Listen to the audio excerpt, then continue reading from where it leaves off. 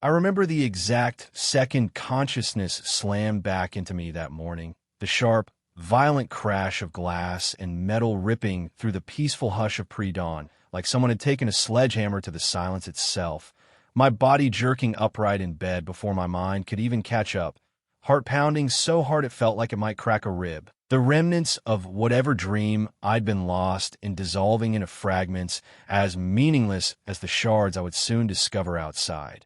And there I was, stumbling barefoot across the cool hardwood floor of the house my parents had built with their own hands decades ago, a sturdy two-story in Cedar Hollow Estates. Every nail and beam carrying the quiet pride of a family that had always valued self-reliance above all, the kind of place where memories lingered in the scent of pine from the backyard trees and the faint echo of my father's laughter during summer barbecues. And as I reached the window, pulling back the curtain with trembling fingers, the sight that greeted me in the soft gray light stole the breath right out of my lungs. This woman standing on my lawn like she owned every square inch of it, swinging a hammer with methodical fury at my satellite dish. The one mounted low on a sturdy pole near the edge of the property, pieces of aluminum and circuitry flying in every direction like shrapnel from an explosion, the thick black cables hanging limp and severed, dangling like the exposed arteries of something that had been alive just moments before. And the woman was Margaret Donnelly, the self-crowned president of the Cedar Hollow Homeowners Association, her face flushed with exertion and triumph, her usually impeccable blonde bob disheveled from the effort. And in that frozen instant, I felt this profound violation wash over me. Not just the shock of property damage, but something deeper, more personal, because that dish wasn't some decorative eyesore or cheap TV receiver. No, it was a federally commissioned emergency communications receiver, part of the Homeland Resilience Network, installed years ago with my father's signature on the paperwork when he still worked for the County Emergency Management Office. A direct link to national alert systems designed to keep communities safe during hurricanes, wildfires, power grid failures. The kind of equipment that had quietly saved lives in the big blackout of 2018 when cell towers went dark, but this little dish kept humming, feeding critical updates to local responders, and now it lay in ruins at the hands of someone who thought neighborhood aesthetics trumped national security. I didn't shout, didn't throw open the door and charge out screaming, though every instinct screamed to do just that. Instead, I stood there for a long beat, watching her deliver one final, satisfied blow, the hammer ringing against the mangled metal, before she straightened up, wiped her forehead with the back of her wrist, and turned toward the house, spotting me in the window. And instead of shame or hesitation, she flashed this big, beaming smile, the kind people give when they think they've done you a huge favor. And she called out cheerfully, "Good morning." "You're welcome. By the way, I finally took care of that ugly thing for everyone." Her voice carrying across the lawn with that peculiar mix of condescension and self-congratulation. Then she launched into her explanation without missing a beat, how the dish had been an eyesore for months, how it clashed with the community's carefully curated look, how the association had discussed it ad nauseum in meeting after meeting. Those marathon sessions filled with passive-aggressive comments about curb appeal and property values. And since no one else had the courage to act, she'd stepped up, taken matters in her own hands, literally, because rules were rules, and someone had to enforce them for the greater good, as if swinging a hammer at dawn was the ultimate act of civic duty. And I felt this slow, burning injustice ignite in my chest, because this wasn't about aesthetics at all. This was about control, about Margaret's need to dictate every detail of every yard in Cedar Hollow, turning a neighborhood into her personal kingdom. And in doing so, she'd just crossed into felony territory without even realizing it, destroying federal property, triggering an automatic tamper alert, committing an act that carried the weight of Title 18 violations, potential prison time, massive fines. And yet here she stood, proud as could be, completely oblivious to the avalanche she'd started. The irony was almost too thick to breathe through, her believing this was just another HOA skirmish, a petty power play in the endless game of fines and citations, when in truth she'd attacked something with real, life-or-death significance.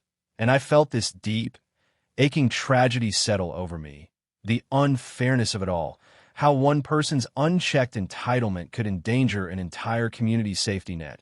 How Margaret, who was supposed to represent and protect her neighbors, had instead become the threat. And beneath that sadness was this flicker of dark, almost absurd humor.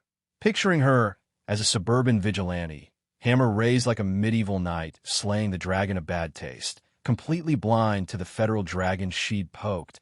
And as I finally stepped outside, the morning chill biting at my bare arms, I kept my voice low, measured, telling her calmly that what she'd just destroyed wasn't a consumer satellite dish. It was federally protected equipment, active, registered part of the national emergency grid. And destroying it wasn't just vandalism.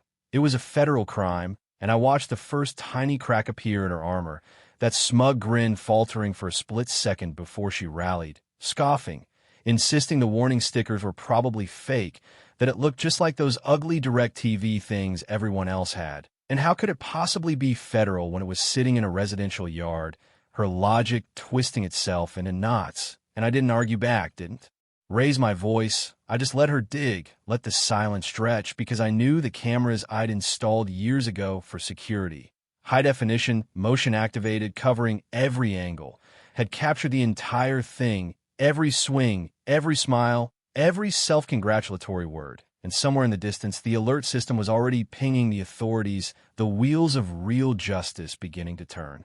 Inside, after she finally walked off, still muttering about how she'd done the right thing, I reviewed the footage, the clarity almost unnerving, frame by frame, showing her approach, her raised hammer, her satisfied nods, and I took additional photos of the wreckage. The serial numbers still visible on the base, the severed cables, the debris scattered like confetti from a party no one wanted.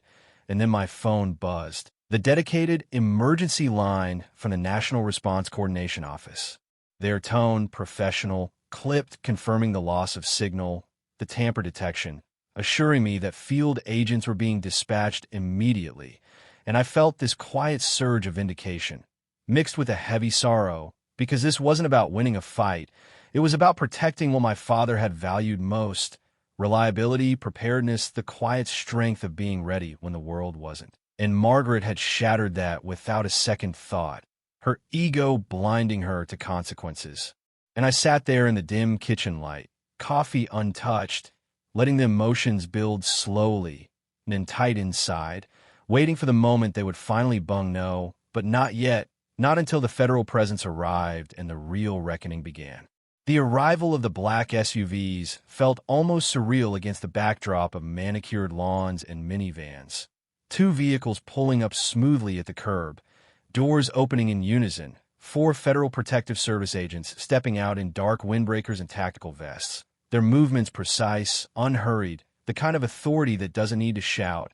And Margaret, who must have been watching from her front porch like a hawk, came hurrying over immediately, trying to insert herself into the scene, clipboard in hand, voice bright and commanding as she introduced herself as the HOA president, explaining that this was a community matter, that she'd only been enforcing long-standing guidelines. But the agents barely acknowledged her, nodding politely once before turning their full attention to me, asking for access to the site for any documentation I had on the receiver, and I led them across the grass, pointing out the damage, explaining its purpose, its federal registration, all.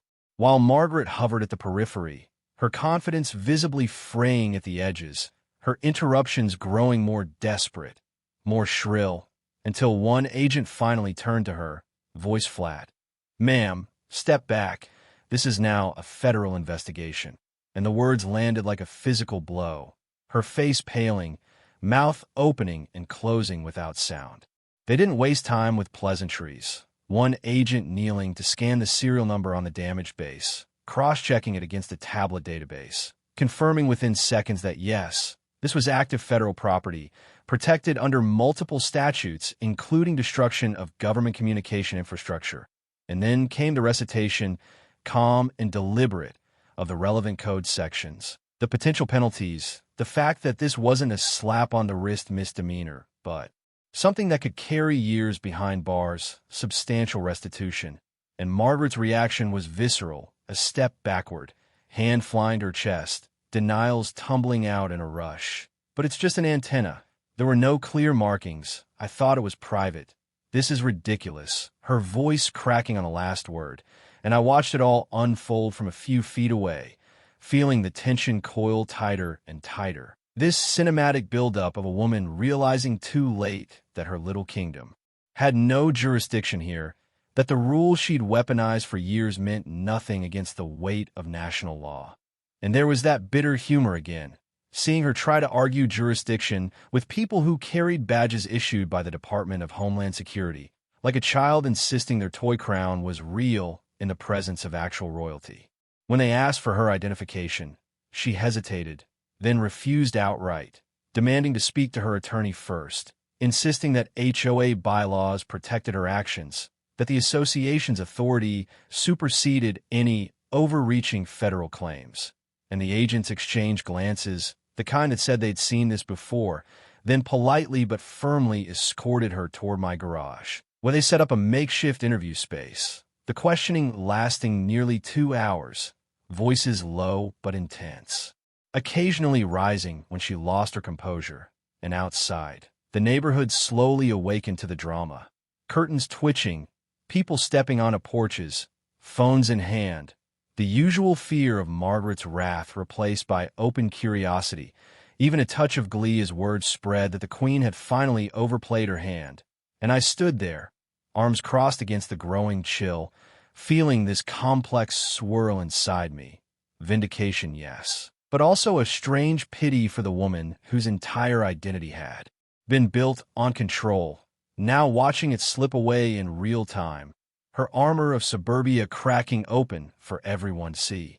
The board meeting that evening was electric, the community center packed beyond capacity, chairs dragged in from storage, standing room only, the air thick with whispers and anticipation, and Margaret arrived late. Makeup hastily applied, trying to project the same commanding presence she'd always had, taking the podium, launching into a speech about how this was an attack on local governance, how outsiders were trying to interfere in community affairs, demanding solidarity from the board. But the questions came fast and merciless. One member asking point-blank if she'd really destroyed federal property, another raising concerns about the association's potential liability, insurance implications, lawsuits that could bankrupt them all, and Margaret stumbled, first denying responsibility, then shifting blame to unclear signage, then contradicting herself about whether she'd seen warning labels, her story unraveling thread by thread.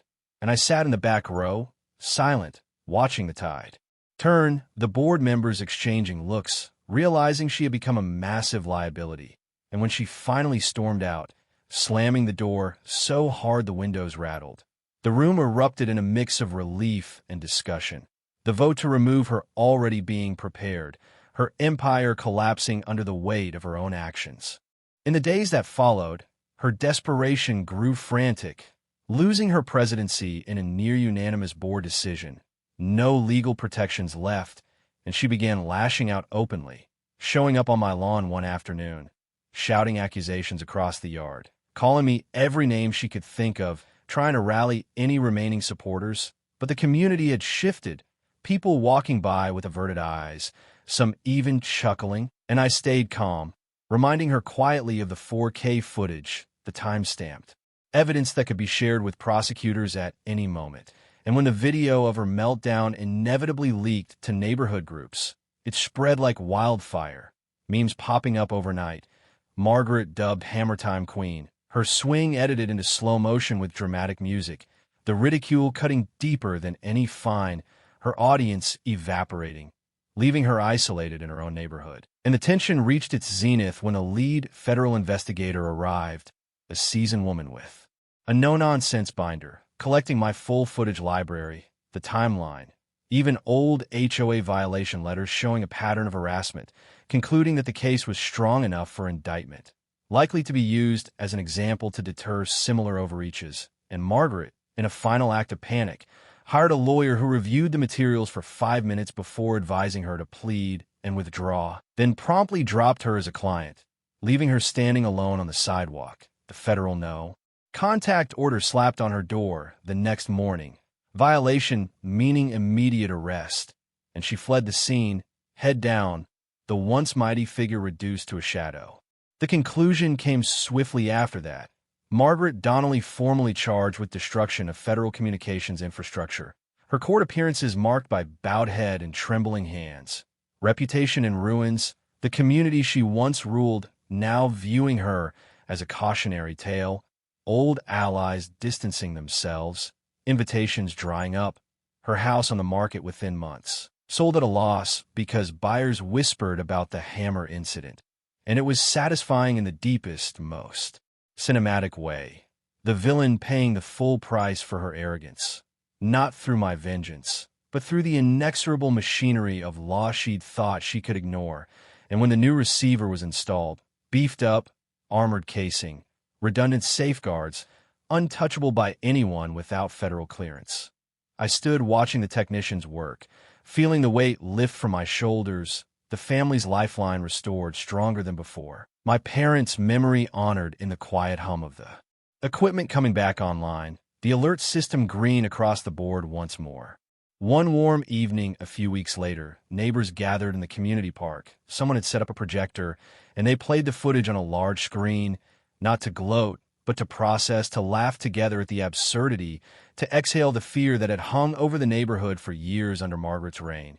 The air filled with relieved chuckles, shared stories of past overreaches, the collective sense that things could be different now, freer, kinder, and I stood on the edge of the crowd, not center stage, just present, feeling this profound closure settle in, the injustice righted, the love for my family's legacy protected, the long game won through patience, evidence, and letting truth do the heavy lifting. Because Margaret hadn't just broken a dish that day, she'd shattered the illusion of her own power and, in the process, liberated everyone around her. Yet, as the stars came out overhead and the screen faded to black, I found myself sitting alone on my porch later that night, replaying the entire saga in my mind, the emotions still raw, and I couldn't help but turn inward with questions that have no easy answers. Was my choice to stay silent at the beginning, to let her dig deeper, truly the moral path, or did it carry a shadow of calculated cruelty, allowing her to expose herself more fully before the fall? And what does real justice feel like when it arrives through bureaucracy rather than confrontation? Is retribution ever clean when it's deserved, or does it always leave a lingering ethical ache? And when does standing up for what's right cross into something colder, more vengeful?